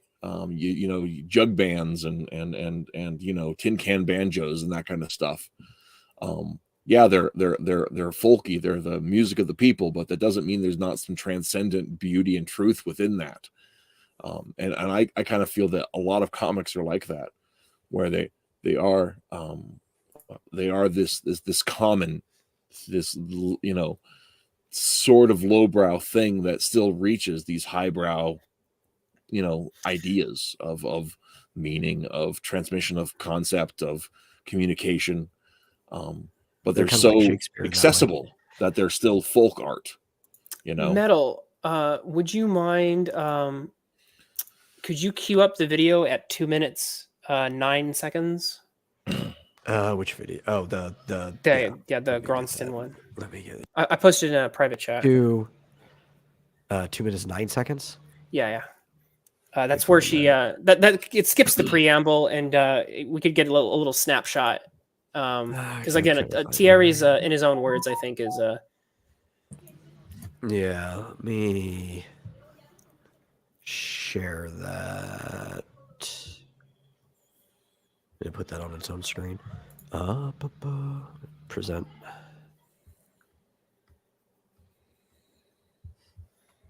Share system audio, I guess. So anyway, so I geeked out when I saw this video, and I think I was one of like 2 people who did. The channel has the interview was very well done. I think you can tell. I don't know if Thierry speaks conversational English very well, so I think he was reading his answers. But he articulates English quite well. I don't want it on that window. I separate. I use Chrome for when we do these, and then I use Brave for everything else, so that my audio doesn't get overlapped. I'll accidentally open it up in Chrome. Nanji in chat. Hey. Fix that real quick. Well, and I would to speak on what, while we're waiting, to speak on what Nanji's talking about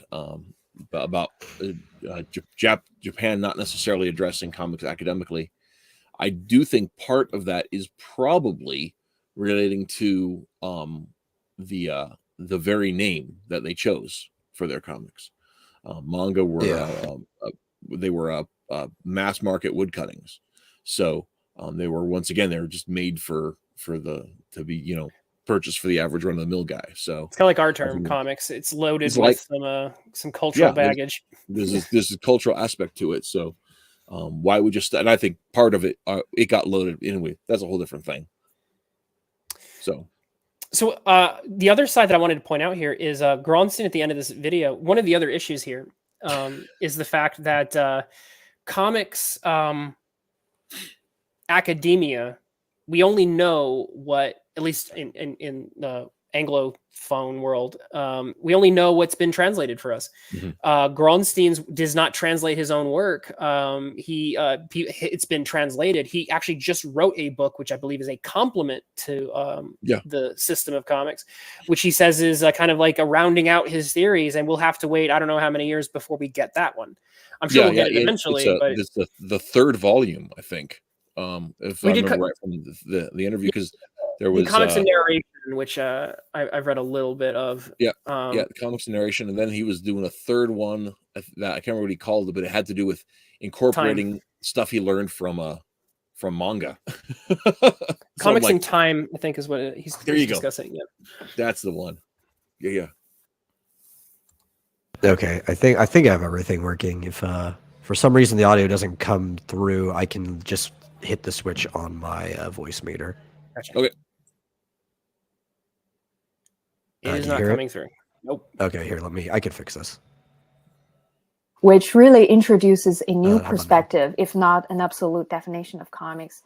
In French, as far as I understand, comics is called bande dessinée, meaning comic strips, which designates so much more than its English connotation. Even though some critics claim it impossible to come with a stable definition of comics as a terminology, since doing that would involve resorting to all possible historical examples. Nevertheless, this is not what you aim to achieve in the book at all, right? Well, I've never been obsessed by the idea of providing a definition of comics. Most of the definitions that have been proposed through the years have proved to be overly restrictive. For instance, in the last quarter of a century, on the one hand, we've started to consider the wordless woodcut novels by Mazerel, Ward, or Knuckle as early graphic novels. And on the other hand, we've observed the development of gallery comics intended to be exhibited instead of printed, abstract comics, and digital comics. Therefore, in my book, instead of giving an elaborate definition, I've suggested that all existing or possible forms of comics have one principle in common, which in my view is foundational, namely what I have called iconic solidarity, the fact that several images coexist within a given space and that they are mutually interdependent. Right. So before we dive deep into your major argument and those really... Okay, I got it. Yeah, so that's him in his own words, and again, probably saying it better than definitely saying it better than I could. But that is kind of the heart of what Gronstein is bringing to the table regarding his approach to comics. He's trying to open up the floodgates as wide as he possibly can, while basically finding what he thinks is the foundational element to how they communicate. They are a language. He says before anything else, they are a language. They're a neat way of signifying, and the way they do that is by relating panels to other panels. Which, once again, I mean, that's one of the things that, like, I really jives with me, because that's how we use words and sentences and paragraphs, is by building ideas through these structures that we compare to other ideas to elaborate and juxtapose those ideas to tell both stories and relate concepts. And so if we're looking at it from a linguistic perspective, I mean, it just seems obvious that that's how it is.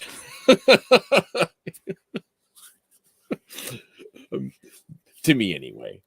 I don't know. I love this interview. So you guys, we've spent an hour and actually we've only been talking about Grunstein and comics for an hour.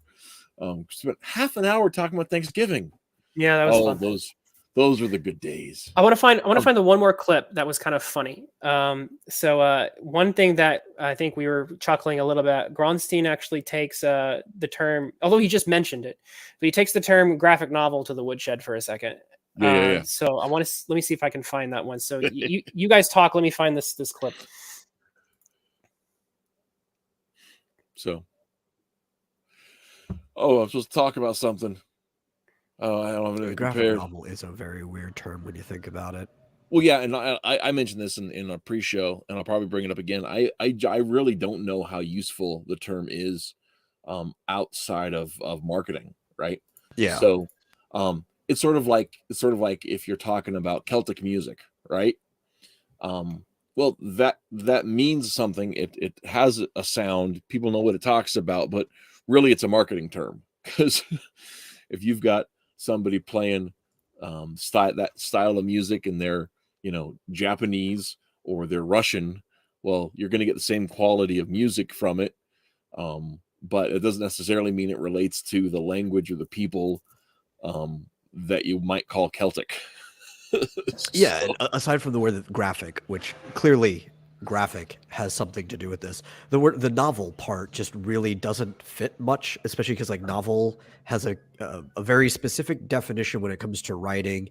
Earlier, it's just something that is not familiar. It is novel, but like so a novel has to be fiction in that case. Most graphic novels are, but then what happens when you do like a biography on somebody, right? Or a memoir?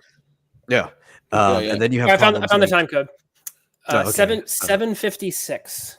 756. Okay, I'll find it. But then you also have issues like we have the same problem in video games right now where there's like a thing called a narrative game, but a narrative implies that there is narration involved, and half of these narrative games have no narration. It's just kind of like a weird way to use language.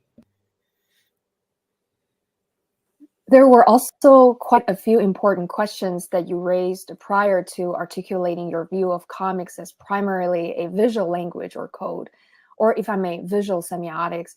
In particular, questions such as what's the difference between some people would call graphic novel and comics, and how meanings are produced differently among filmic, novelistic, and comic representations. Could you help us understand these questions a little bit? I have to confess that I'm not fond of the expression graphic novel, a category that in my view has no other motive than a strategic or commercial one. The works that are labeled graphic novel use the language of comics, so I don't see why they could not simply be called comics. If they are to be defined by some sort of specificity, no one has been able to establish what the relevant criteria are. Is it a matter of length, format, content, form? It's obvious that one can find the same diversity within so-called graphic novels as you can in the field of regular comics. Moreover, graphic novels tend to be considered as supreme comics at their best. So now we have this kind of aristocracy of comics. And the result is that the other comics tend, in contrast, to be regarded as mediocre, vulgar, or infantile. Now I move on to your second question. How meaning is produced is precisely the core of semiotic investigation, whereas semiology is the science of signs. A text. Do you want to pause it there before he gets too technical? The awesome point that he just drew there, though, is something that we have seen over and over again. Whenever Watchmen and Dark Knight Returns and Mouse get listed as graphic novels, they get listed as the best that the medium can offer. And I have read recent scholarship actually that plays into this and actually talks about how, Watchmen is like real comics, and everything that came before Watchmen, especially in the superhero genre, was just laying the groundwork so that Watchmen could exist. Now, I will acknowledge that Watchmen is meticulously crafted and deserves to be analyzed and even praised. However, to say that due to its terminology of graphic novel, again, it plays into this, again, Gronston said it perfectly, this aristocracy, essentially, where the kings and queens get to be these graphic novels, and then the comics that all you plebes are reading are lesser. And that is obviously, again, one of the smartest heads in the field laughs at that idea. And that comes back to like why like I almost feel that like that it's more noble to embrace the name comics and own that kind of lowbrow position, to take a certain humility at it, just because there are people that are just like, I need to be recognized as a graphic novel. Whatever. Hillary shoot. Yeah, well, not just that, but I mean, you go back to in fact, I think she's sitting over here on my shelf right now. Hillary shoot? Are you serious? No, Bechdel. Alison Bechdel. Okay, yeah.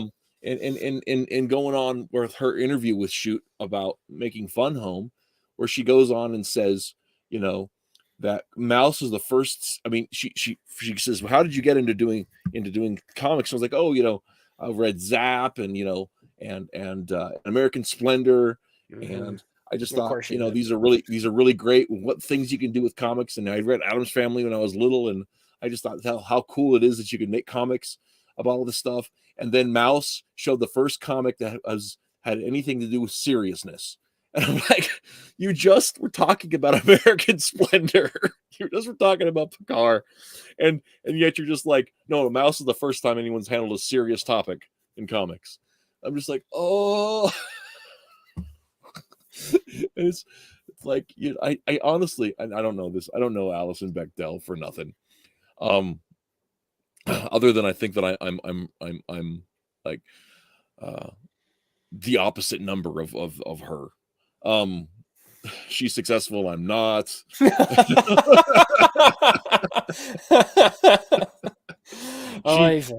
She grew up in the country and did everything to do to run away from it. I moved back here from the city because the city sucks. So I had children. But no, I think that in some ways I almost suspect like she just name dropped Mouse because it had this patina of grandeur about it, as opposed to because it's like dropping your pedigree.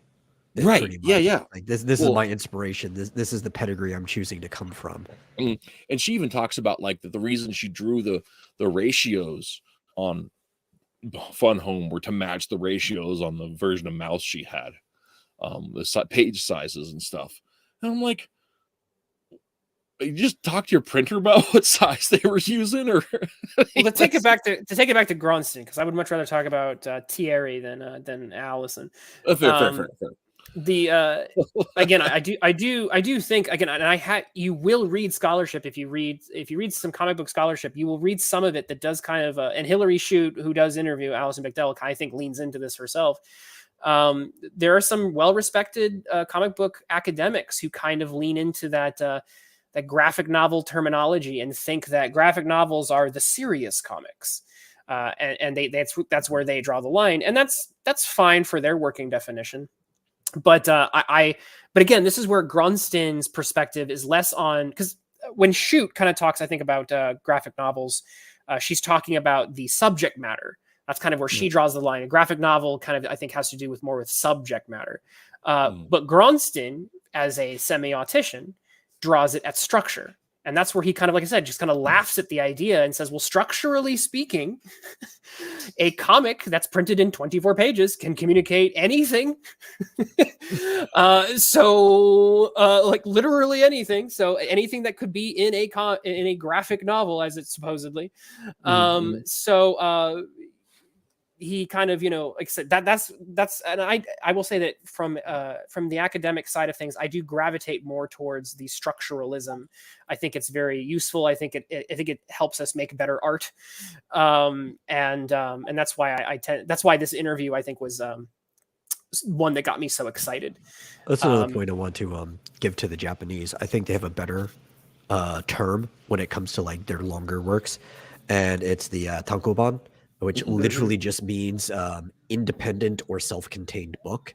And a lot of times it was smaller books, right? Like sometimes that's their equivalent to the trade paperback, where you'll get like 180 to 200 pages of chapters from a manga that came out weekly, and they'll just cap like, this is what the volume was, this is where this story arc ended, and you can collect it all together. And sometimes people just go out and write a 200-page tankobon right there. They don't say it's not a manga, you know, they're not trying to be prestigious like it's a graphic novel or anything. It's more like a novel versus trade a novella paperback in that way, where it's the longer self-contained stories. So it sounds like the term essentially, like in normal comics, we already had a term, which was the floppy versus the trade paperback. Which focuses I think it's very essentially much on, like the trade paperback, right? Except some are independent. Like they didn't write it as smaller floppies; they wrote it as that. So I don't know why you couldn't just use trade paperback for things that are graphic novels. Right? Exactly. Well, Yeah. Right. Yeah. The term and our word trade paperback is actually a holdover from. Hang on a second. Let me move my Deku pin here. These puppies. This was what was before we had comic trade paperbacks. This was a trade paperback, right? Mm-hmm. And this format and size. And this is actually one that was formatted mass market trades, right? And tankobon are about the same size too. That's the standard manga comic page. Magazines are bigger than what the format you find. They're just scaled up, so you get it as a mag, and then it'll be printed on a smaller so the difference later. Again tends to reflect more about structure rather than it does other kind of. It's not like a genre or a rating or anything like that. Social, social connotations. Again, there's some of this what I would call New England elitism. New England, it's the New Yorker effect. It's and again, Art Spiegelman, Hillary Shute, all are working for the New Yorker. So there's a whole body of I would say it's not even just comics. There's a whole body of cultural taste making. Essentially comes out of New England metropolitan areas that essentially then tells the entire country this is what art is. Well, and it's so weird to me too, because if you look at like two of the most prolific New Yorker cartoonists before the 90s, maybe before the 80s, James Thurber and Charles Addams, and their stuff, I mean, it was New York taste making stuff, but it was also had a mass market middle class appeal. I'm like James Thurber. I've got a collection of James Thurber's comics that are, some of them are obscene, that didn't make it into the New Yorker. but yeah, those stuff those are eaten up by the mom and pop down at the corner store. You know what I'm saying? And it wasn't so hoity toity with those guys, but it was still part of that New York culture, but it was something that was not foreign to, and I don't know if it was because the nature of their comics was more lowbrow than some of their other stuff. Well, again, I think we've circled back a little bit to kind of what we talked about at the beginning here, which is the fact that our term comics plays into some of these.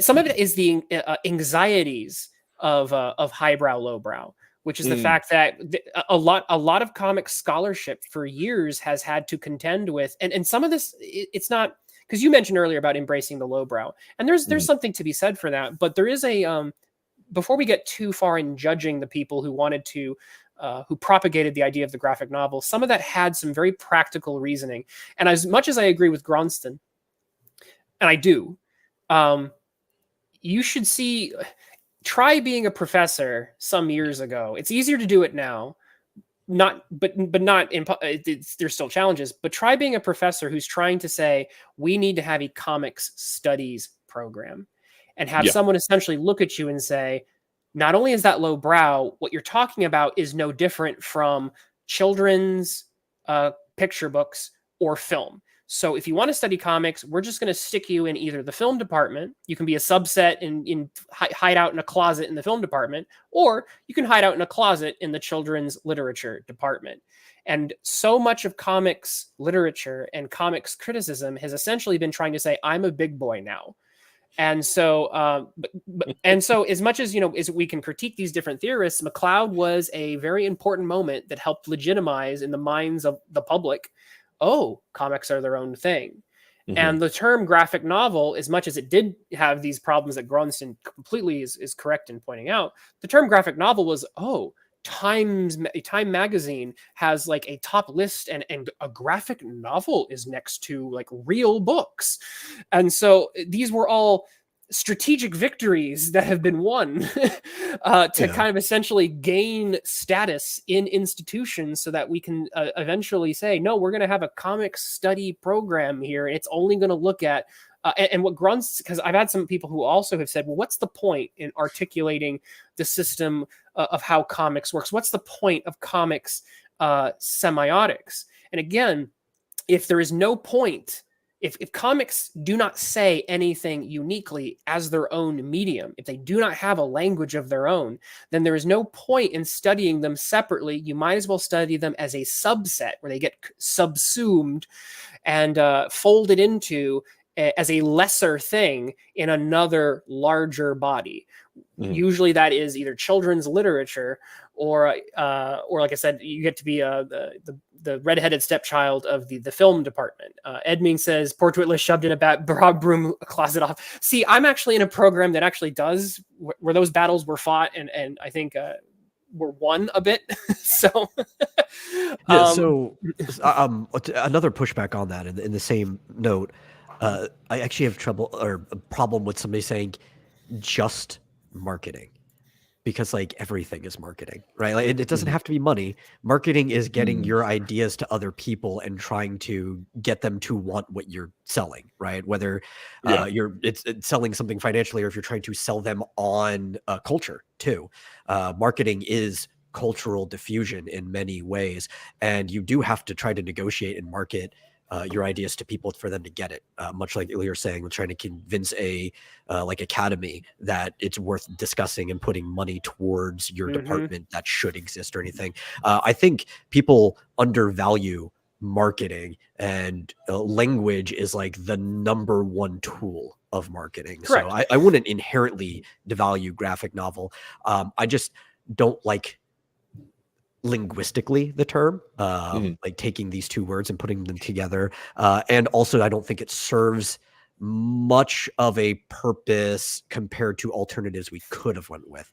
But like, I get the history of it, and I kind of respect that from a marketing standpoint. And when I was first coming up in comics, the term graphic novel was, this was before Mouse was like quite so ubiquitous, right? I think it had been won awards, but it hadn't really made its way into like the reading history for like people that were going to the corner store to buy floppies. You know what I mean?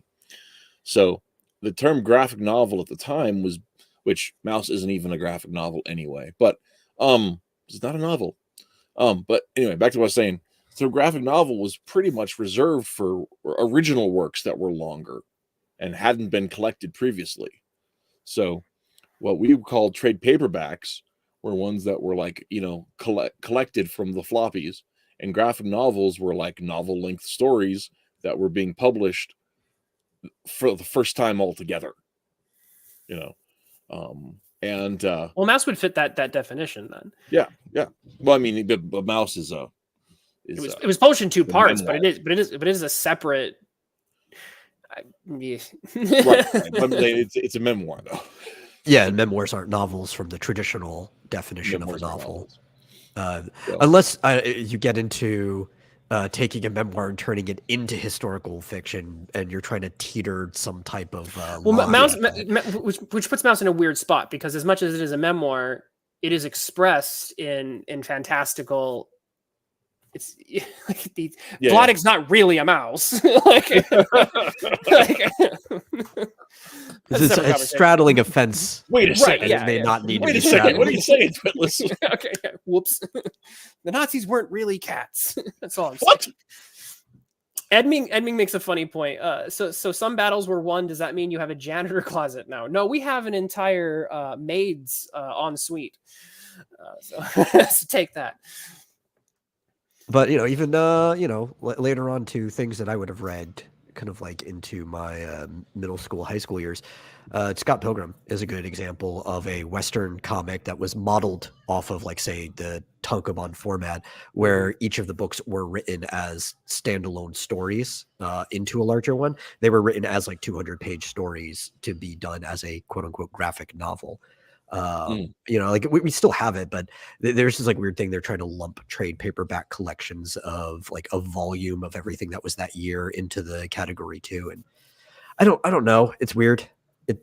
Because I'm almost in that category. I'm about to write something in volume format, but I'm going to be releasing it chapter by chapter, page by page as a webcomic. And it's like, where do you want to throw that structurally into a category, right? Yeah, I like, mean that there has to be some like leeway in categories.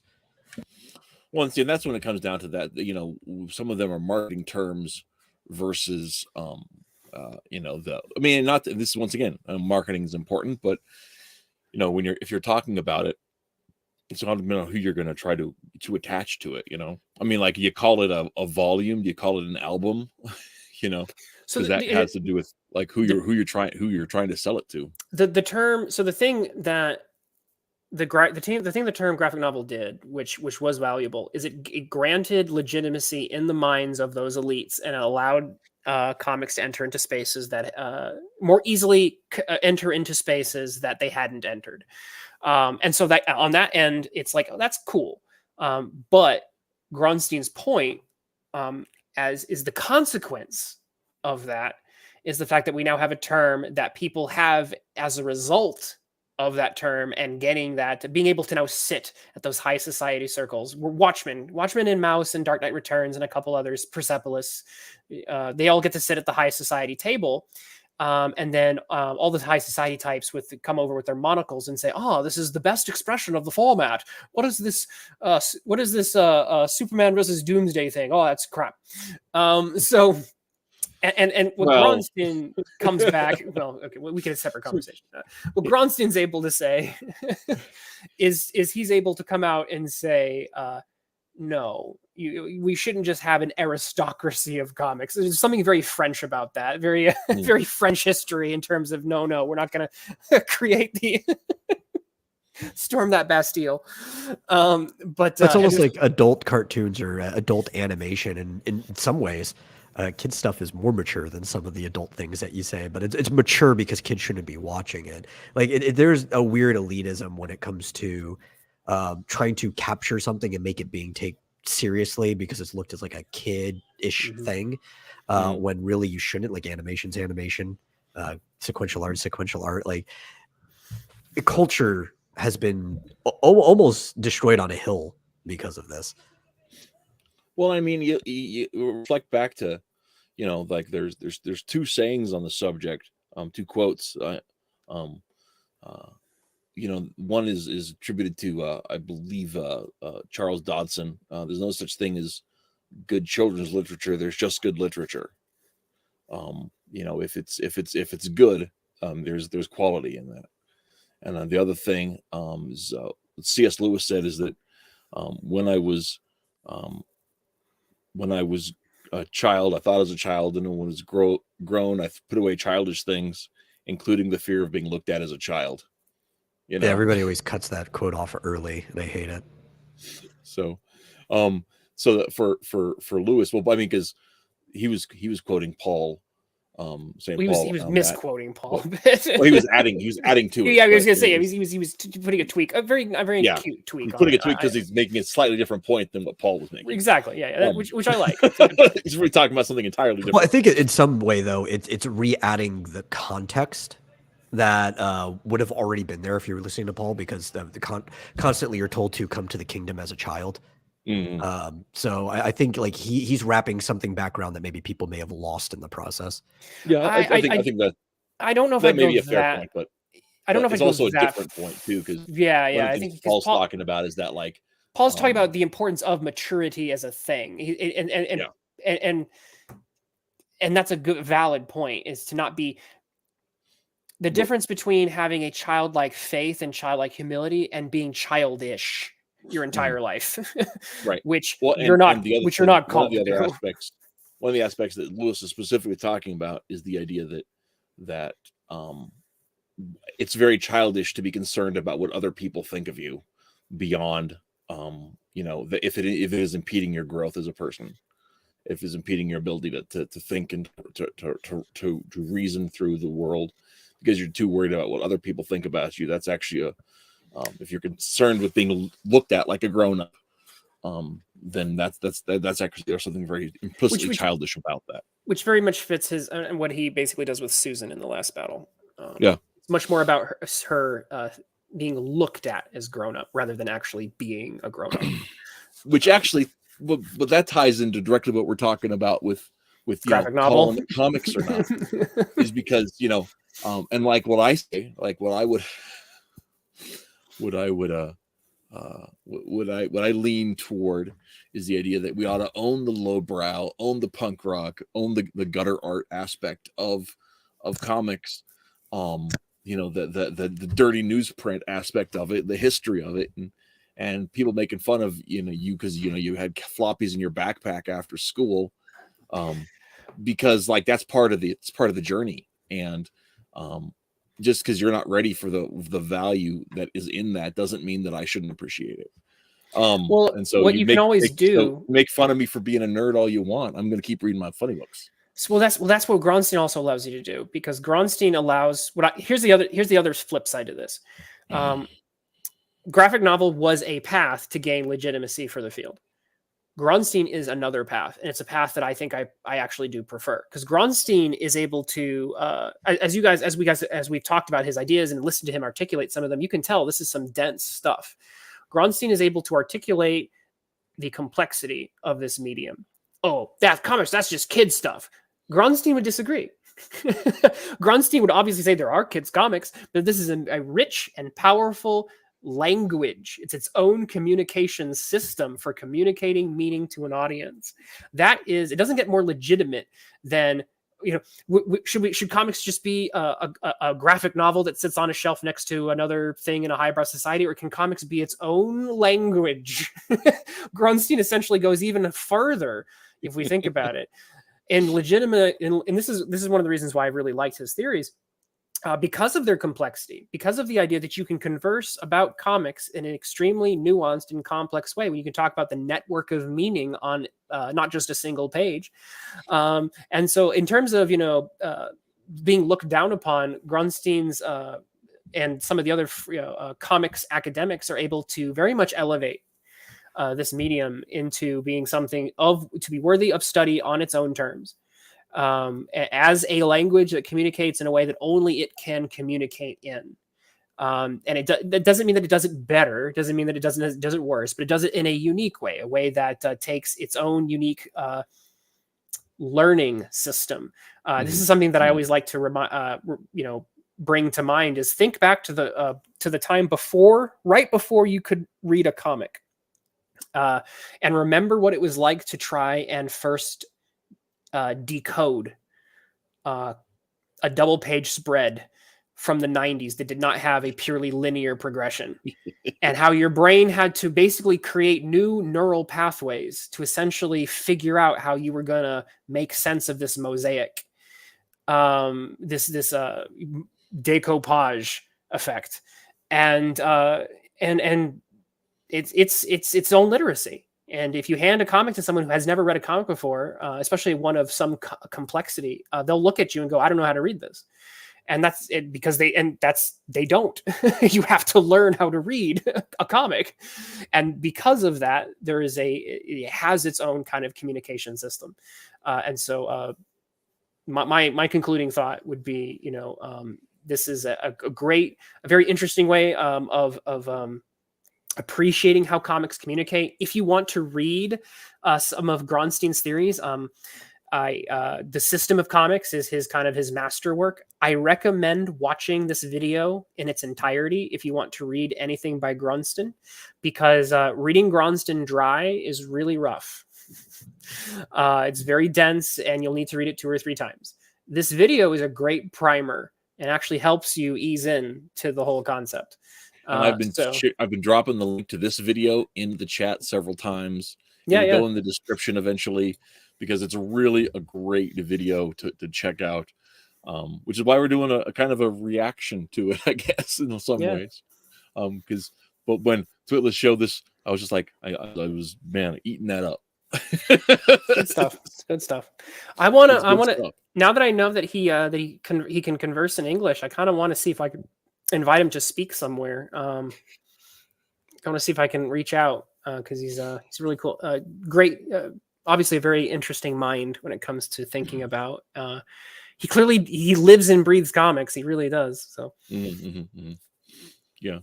And I one of the things that was really refreshing also was that for my own sake, this is self-aggrandizing, fine, but like Gronstein's concept of the hyper panel, that the comic panel is a unit, but it is an interconnected unit to the whole page, and that the whole page is a unit itself. I was just like, man, that really hit me, because that's something that I've been talking about in comics classes for years, is that, each panel is a work of art. The work of a whole page is a work of art, and they work together in a way that reinforces each of them. But I never thought of calling it a hyper panel before. Yeah. There's just a hyper in his book. There's a whole section hyperframe. Yeah, you read that section, you'll love it. Yeah, I was when you first brought that to my idea, I was like, what? I said that, but I didn't think about it being anything revolutionary either. I just was like, obviously, this is how it works. Look at it. So it's cool that somebody else noticed it too.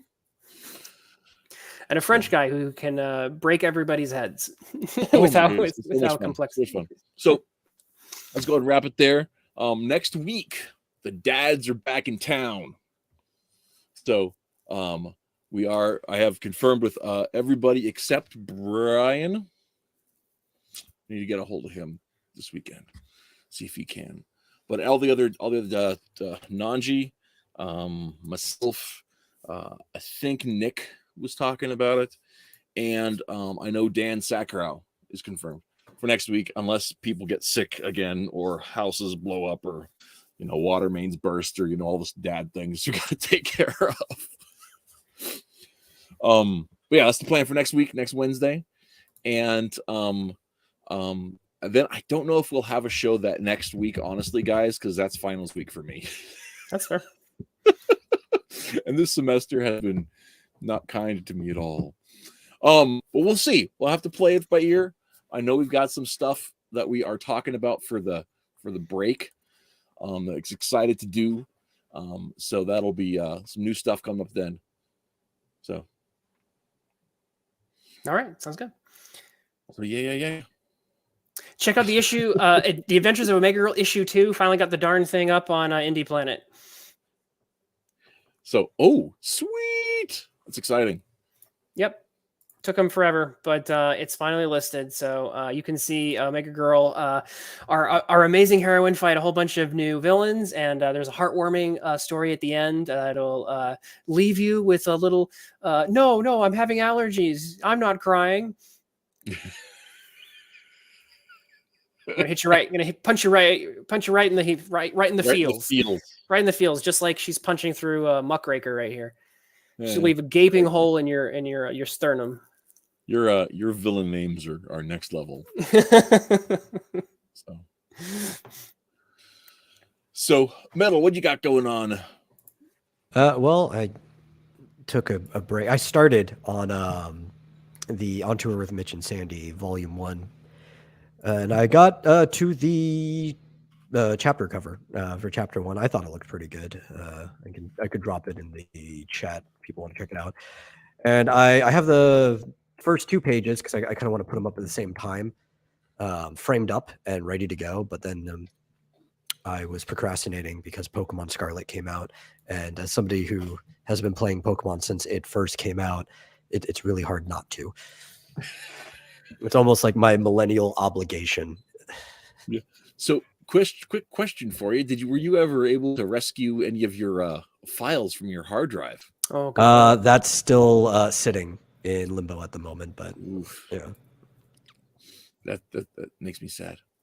Hopefully, I hopefully probably for will yourself. be able to, but it's part of its budgeting thing and stuff like that. So Yeah, I when know I how get that to it. goes.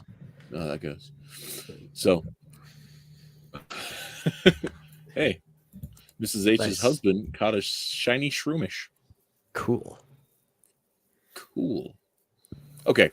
Well, catch That's yourself a some of show. these comics that Yeah. that we made here, and we'll And definitely. also, if you guys want, we are going to be dropping another page for Forces of Good and Evil, over on Webtoon. Mrs. H got me the stuff, and it's half colored, so it'll be all ready to go on Friday.